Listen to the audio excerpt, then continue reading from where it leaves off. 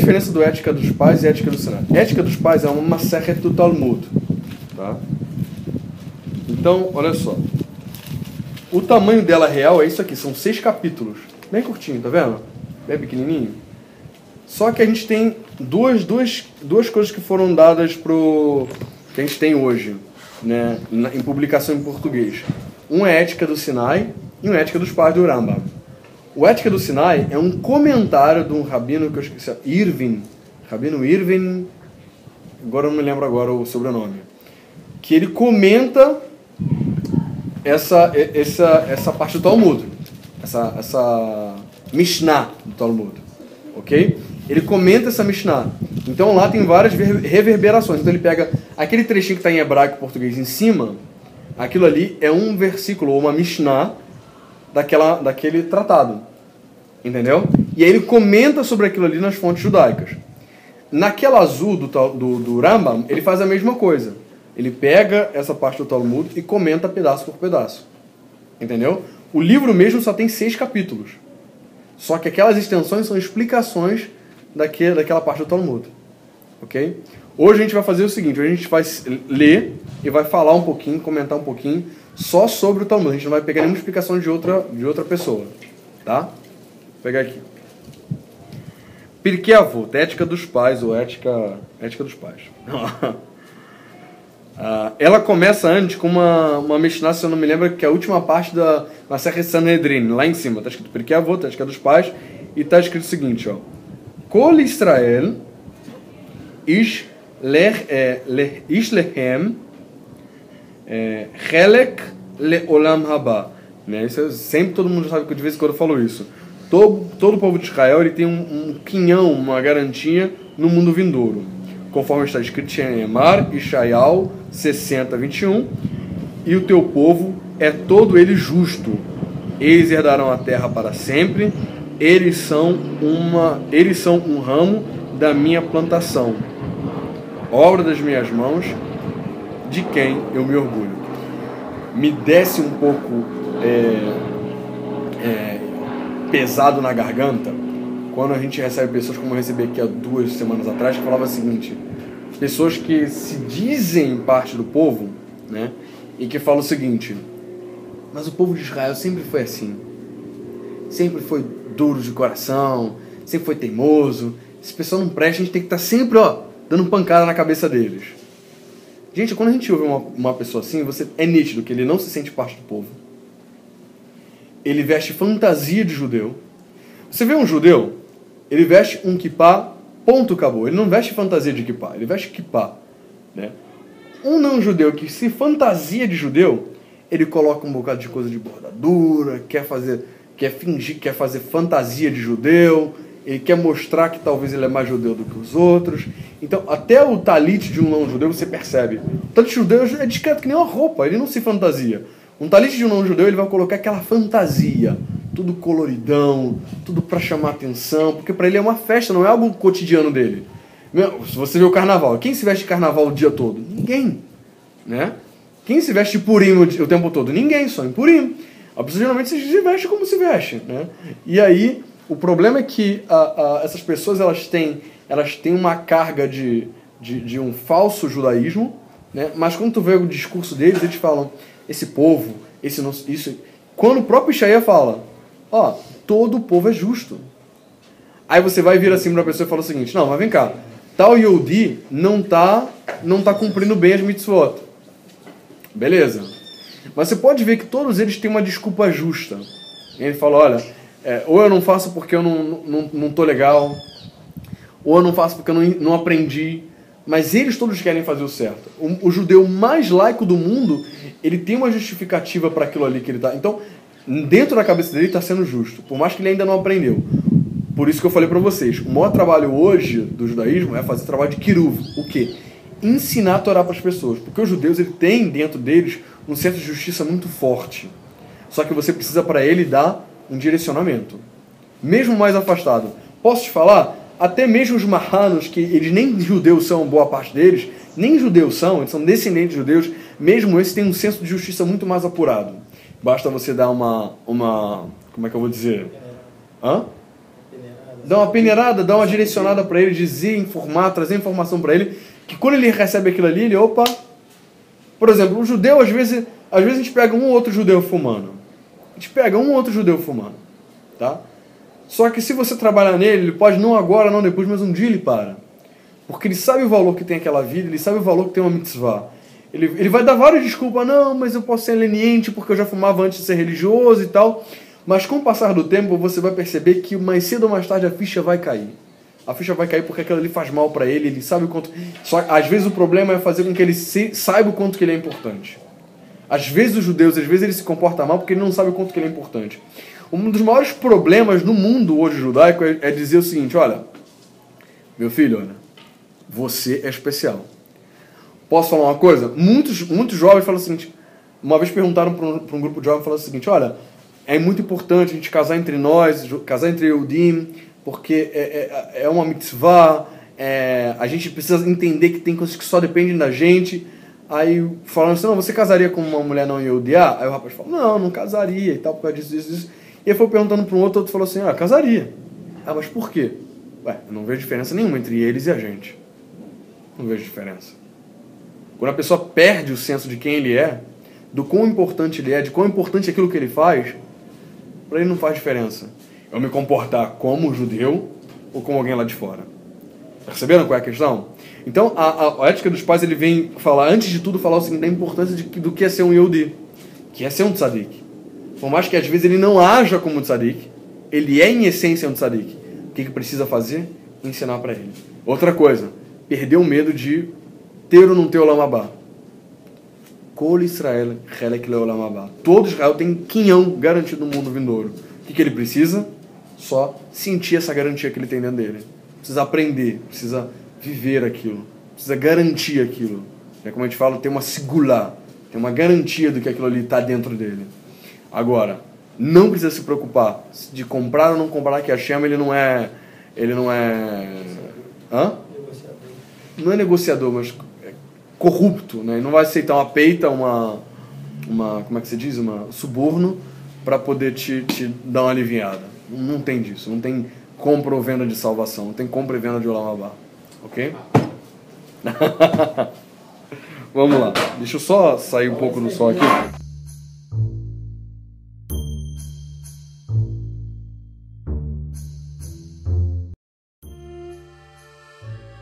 Mishnah, capítulo 1. Moshe Rabbeinu recebeu a Torá divina no Sinai. Ele transmitiu a Yehoshua, este aos anciãos, os Ekanim, esses aos Nevim, aos profetas, e esses à comunidade, a comunidade da grande sinagoga, ou seja, a grande assembleia, né? E proclamou 3 grandes princípios. Quais são esses 3 grandes princípios que ele transmitiu?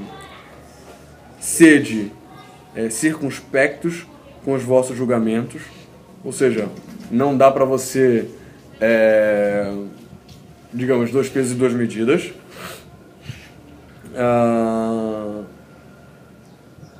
Formai muitos discípulos, né?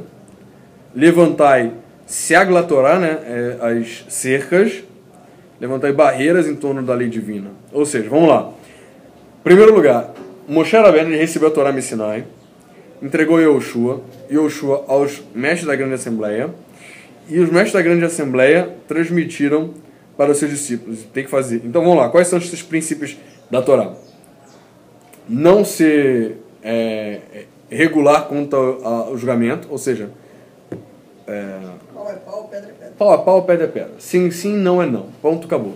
Você não vai, digamos, ser meio termo, você não vai favorecer alguém por algum motivo ou desfavorecer alguém por algum outro motivo. Tem que ser a Torá, ponto, acabou. Formar muitos alunos, obrigação. Levantar barreiras para proteger a Torá, ou seja, criar coisas para que possam facilitar as pessoas a não fugirem da Torá. Ok? É assim que foi. Bem, vale ressaltar que essa transmissão, para que alguém precisava transmitir alguma coisa de um para o outro? Não tinha o texto ali? teoricamente, se tinha um texto, precisava transmitir alguma coisa? Sim. O que precisava transmitir? Isso aí que o senhor está Como se fazendo aí, né? fosse um manual de como se cumprir aquilo. Um manual de como se cumprir aquilo. É, como se fosse As uma... pessoas teriam dúvidas, né? Tipo, tá, como é que eu faço isso aqui? Sim. O porquê das coisas, teria que ter o sábio para poder explicar isso. Isso aí que o senhor está Exato. fazendo aí Por agora, exemplo, que o senhor honra- falou. honra O teu texto pai e não tua é mãe a pra te mesma provar o dia. coisa que o senhor está aí explicando pra gente. Na forma. Tá lá, honra seu pai e tua mãe, tá? Como eu vou fazer isso? Ou como é que eu passo a passo disso? Né? Isso. Teria que ter esse tipo de explicação. Exato. Guardar Então, o Shabbat, como eu vou guardar? Como é que eu faço isso? É só ficar em casa dormindo? sim. Já resolve o problema? Então, vamos lá. Segunda Mishnah que aparece aqui. Então a gente viu então que essa transmissão não foi a transmissão do texto, porque não precisava fazer a transmissão do texto. O texto está ali, é o texto. Então todos aqueles ensinamentos que eram passados das decisões que eram extra-texto, né, que não estão no texto, eram transmitidas oralmente. Ok? Então vamos lá. E permaneceram. Segunda Mishnah. Shimon HaTzadik, um dos membros da grande assembleia, dizia que o mundo se mantinha sobre 3 bases. Então Shimon HaTzadik, ele falou que existem 3 bases do mundo. A Torá, né? Al-Torá, Avodat Hashem, né? Avodat Hashem, e Gimilut Chassadim. Ou seja, são baseados em 3 coisas. Primeiro, na ordem das coisas, ou seja, a Torá, Minashamayim, né? A Torá tanto Deoraita quanto Shebel-P. Avodat Hashem, né? O serviço ao sagrado, que está relacionado à reza, à oração e etc. E por último, a Gimilut Chassadim, ou seja, atos de bondade. Então, vamos estudar um pouquinho nessa ordem. Por que Avodat Hashem? Porque Avodat Hashem não. Por que a Torá? Porque é através da Torá que todas as outras coisas vão ser baseadas. Se você faz bondade por fazer, essa bondade é positiva, beleza, vai ser bem visto, mas ela vai ser vazia. Porque ninguém mandou você fazer, você fez porque você quis. Então não tem nenhuma recompensa celestial. Não tem algo mais elevado que tá ordenando sobre isso. Agora, quando você tem a Torá, você não só tem um coração bom, mas você aprende como exercitar aquilo da maneira correta. Existem muitas pessoas de coração bom no mundo, mas só vai fazer a vontade de Hashem como tem que ser quando a pessoa estuda a Torá. Porque através do estudo da Torá é que a gente aprende como é a vontade celestial, independente das minhas emoções, sendo elas boas ou ruins. Aquilo é justo, ponto, e acabou. A gente vai saber como fazer o correto. Por isso que o estudo da Torá é muito mais importante, por exemplo, do que um ato de bondade. Ok? Porque às vezes o nosso ato de bondade nos nossos olhos pode ser um ato de injustiça. Por exemplo, aparece uma pessoa aqui e fala o seguinte: olha, gente, eu estou precisando aqui de 100 mil reais e eu estou precisando. Digamos que aqui nessa hora a gente consiga pegar a cheque e todo mundo aqui dar 100 mil reais para essa pessoa. É ato de bondade, sim ou não? É ato de bondade, correto? Mas é um ato de justiça. Não sabe para que ele vai fazer. Primeiro, não sabe para que está usando o dinheiro. Segundo, tem alguém na comunidade que precisa nesse dinheiro? Tem. Então, se a gente dá para uma pessoa de fora, é justo ou injusto? Injusto. Vocês estão entendendo? Então, para a Torá, a gente tem que também ter essa ordem. Por exemplo, eu tenho na minha casa alguém que precisa de grana, de dinheiro. E tem alguém na comunidade que está precisando de dinheiro também. Qual é a prioridade? Depende. Então, cada caso vai ser um caso. Então, você precisa estudar a Torá para saber qual é o caso que eu tenho que dar jurisprudência, que tem que dar prioridade para uma pessoa ou para outra. Na tua casa, não está falando de familiares. Familiares. Entendeu? É a necessidade da pessoa. Não só a necessidade da pessoa, para que vai usar esse dinheiro, se tem mais pessoas que podem ajudar ou não. Se ela pode esperar mais do que outra pessoa que está na comunidade. Tem várias coisas que estão envolvidas, inclusive ela Ou foto. se tu pode ajudar, mas não tanto quanto você tem que ajudar outra pessoa que está precisando talvez mais. Talvez dividir o dinheiro. Então, tudo isso a gente tem que verificar, entendeu? Então, para isso tem que... O estudo da Torá é mais importante que as outras coisas por conta disso. É isso que vai mapear e permear e orientar a gente no que a gente tem que fazer. É o senso de justiça. Sim. Entendeu? Porque às vezes a pessoa tem que ter um coração muito bom, mas ela não sabe como manifestar essa bondade. Entendeu? Ou não sabe como manifestar essa bondade e transformar ela em justiça. Na verdade, bondade não tem, então não está muito relacionada a tzedek, ou justo. Não tá. Justiça vai fazer justiça. Sim. Bondade, você vai agir com emoção. E a bondade às vezes é relativa. A bondade é relativa se você não tiver alguma coisa para te dar para te permear. Pra te dar uma direção. Pra te dar uma direção. É que nem a gente costuma parar assim, e às vezes comprar um refrigerante, alguma coisa, aí tem sempre aquelas crianças que chegam, né? Fala assim, poxa, tio, dá um dinheiro pra mim comer alguma coisa. Aí você olha pra essa, você tá com fome, tô. Pede um salgado aí, não, quero dinheiro. Tá vendo? Já não é uma... Aí tu agiu com justiça, porém se tu agir dando um direito, talvez... Aí você dá um dinheiro, não sabe pra...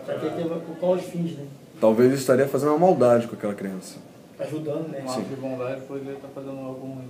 Sim. E tem os níveis, né, de tzedakah também. Se não me engano, o nível mais alto é que a pessoa que está passando necessidade, você arrumar um emprego para ela, que ela Exato. consiga, pelo mérito dela, se manter. É porque, na verdade, a gente fala o seguinte, que o que mais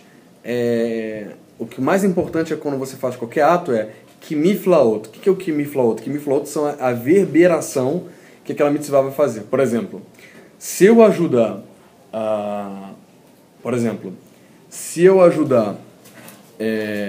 digamos, o Shimeon, pego um Shimon na vida, dou dinheiro para ele e falo assim, toma aqui, R$50 para você resolver o teu problema. Resolver o problema, eu vou receber mérito para o problema resolvido.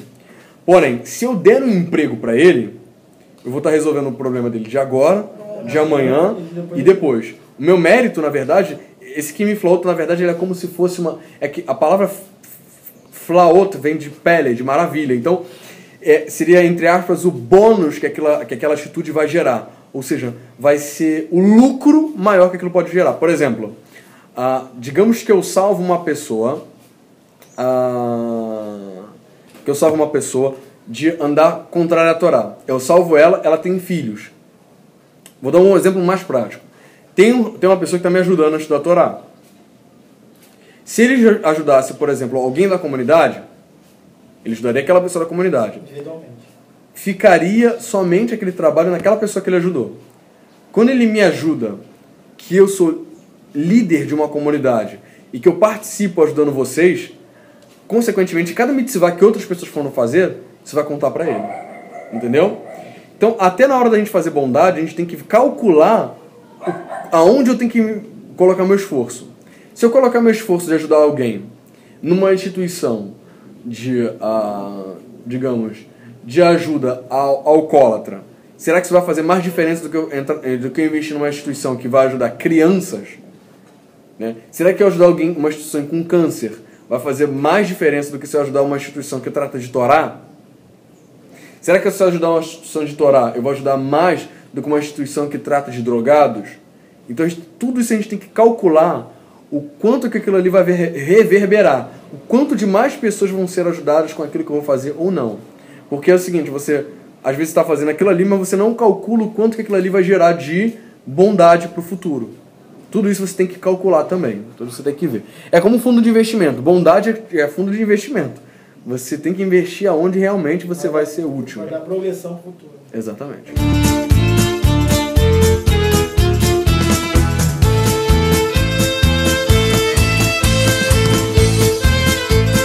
Vou contar a história da penicilina para vocês, que é parecida com isso. Vamos lá. Terceira Mishnah. Antígono de Soco, discípulo de Shimon Sadik, dizia o seguinte: não sejais como os escravos que servem o seu senhor na esperança da recompensa, mas sim como servidores que não esperam nenhuma remuneração. Assim, o temor a Elohim será convosco. Ou seja, quando a gente fizer alguma coisa para Hashem, a gente não tem que fazer nada esperando algo em troca. Ok? Até porque lá em cima fala o seguinte: então você não tem que fazer porque você vai ganhar alguma coisa. Seja o Lamabá, seja riqueza, você tem que fazer porque você é especial e porque a Hashem espera isso de você. Não porque você vai receber nada em troca. É óbvio que sempre quando a gente faz alguma boa ação, alguma coisa vai retornar pra gente. Mas a gente não pode fazer as coisas com o intuito de receber alguma coisa em troca. Ok? Deixa eu falar uma outra coisa aqui. Gemilut Hassadim. Por que não colocou Tzedakah? Por que colocou Gemilut Hassadim? Caridade. Sim, mas as duas palavras teoricamente servem para a mesma coisa, caridade. Tzedakah também é para caridade. Por que não colocou Maaser, por exemplo? Podia ter colocado Maaser também. Também tem a ver com caridade. Alguém tem uma resposta? Mas não. Então vamos lá. O Maaser, ele é usado geralmente para questões relacionadas à comunidade. Tá? E ele também está incluso na Tzedakah. Na verdade, Maaser é Tzedakah, só que é num valor específico. Tzedakah, ele é uma questão de você fazer alguma coisa, necessariamente. Um ato, né, de justiça, seja em dinheiro. É basicamente com dinheiro, mas geralmente é alguma coisa que você ajuda a pessoa de uma maneira mais física. Gimilut Hassadim, ele não está limitado a isso. Gimilut Hassadim é qualquer ato de bondade que você faça com a pessoa. Por exemplo, você rezar por ela. Por exemplo, você dar um abraço nela. Por exemplo, você mandar uma carta para ela. Você ligar para ela, mandar um WhatsApp para ela. Fazer uma comida se estiver doente. Entendeu? Gimilut Hassadim são todos os atos de Chesed, né? Gimilut Hassadim é de bondade, de caridade, de piedade com a pessoa. Entendeu? De compaixão, né? De você fazer coisas que vão... que a pessoa vai sentir também um afago no sentimento dela. Vai fazer com que a pessoa se sinta melhor.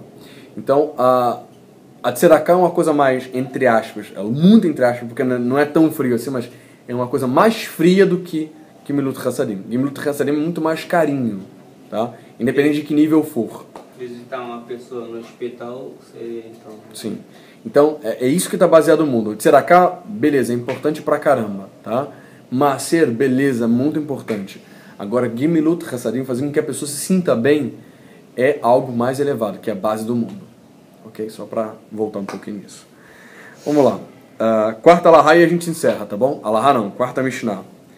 Yose ben Yoezer, de Zereda, e Yose, filho de Yohanan, de Yerushalayim, foram discípulos dos precedentes. Yose, filho de Yoezer, dizia: seja a sua casa um lugar de reunião de sábios, não desdenhes a poeira dos seus pés, recolhe as suas palavras com avidez. Ou seja, coloca na sua casa gente que seja envolvido com o Torá, pessoas que estudem a Torá. Não deixe que a sua casa seja um lugar de reunião de pessoas vadias, de pessoas que não se ocupem com questões da Torá. Faça com que a sua casa seja um lugar aberto para pessoas que estudem a Torá. Outra coisa é o seguinte: não desdenhes a poeira dos seus pés, ou seja, esteja sempre indo atrás dessas pessoas. Por mais que aquilo que ela deixe por trás seja uma coisa que seja, entre aspas, desprezível, como a poeira dos pés, você deve valorizar cada coisa, mesmo que aos seus olhos pode não ser importante aquilo que aquela pessoa disser. Valorize cada detalhe daquilo que aquela pessoa disser. E esteja junto dela. A última coisa é: recolhe suas palavras com avidez, ou seja, esteja sempre disposto a ouvir palavras de sábios de Torá. Ok? E assim a gente encerra de hoje. Então, eu quero fazer sempre assim: meia horinha de um pouquinho de... eu quero dar 1 hora de alahá, tá? Uma meia hora de ética e uma meia horinha de alguma coisa de essência do judaísmo, como por exemplo Mashiach, que é uma coisa bastante importante, tá? Então acho que já deu pra gente ter uma noção de tudo um pouquinho. Só vou dar um exemplo, um último exemplo sobre isso que a gente falou, e assim eu termino de uma história muito interessante. Um senhor ele foi... estava na França, viajar, se não me engano, acho que para Israel, que faz ponte na França para poder ir para lá. E aí ele falou o seguinte: caramba, tá em cima da hora, o avião vai atrasar, e se demorar mais um pouco vai cair no Shabat, eu não vou poder viajar. Então ele foi lá no guichê lá e falou: olha, infelizmente eu não vou poder mais viajar, tá atrasando muito e tal, queria cancelar para depois do Shabat eu viajar. Aí combinou lá e tal, belezinha, tudo certinho, beleza. E falei: e agora, como é que eu faço? Onde é que eu vou dormir? Em cima da hora assim, agendar hotel aqui vai ser complicado. Aí o que ele ouve falar? Vai na sinagoga que alguém vai te hospedar. Beleza. Aí ele chegou lá na sinagoga, ficou lá até o final. Falou: poxa vida, alguém tem que vir aqui para me convidar, né? Pra poder jantar, né, na casa sexta-feira à noite, para eu poder ficar. Não vou ficar aqui sozinho sem comida aqui na sinagoga. Era uma sinagoga que não tinha comida lá, né? O jantar não era feito lá. O jantar era feito nas casas.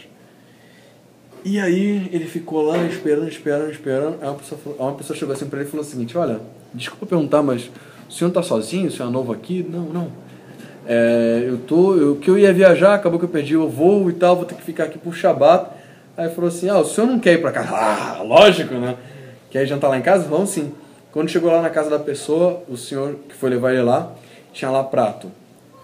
Tinha lá, a mesa estava servida já antes do Shabat, então ele chegou lá na sexta-feira à noite, tinha lá o pratinho da esposa, prato do marido, prato dos filhos e um prato sobrando. Aí ele sentou assim, não vou incomodar não? Não, tudo bem, pode ficar à vontade, tal, senta aí. Tal. E ele colocou comida para todo mundo, fez abrahá, fez o kiddush e tal. A pessoa dormiu lá, no dia seguinte, tal, Hazak o Baruch, foi para casa. Aí foi, viajou e tal. Anos mais tarde, o que aconteceu com ele? Perdeu de novo o voo. Onde é que ele foi?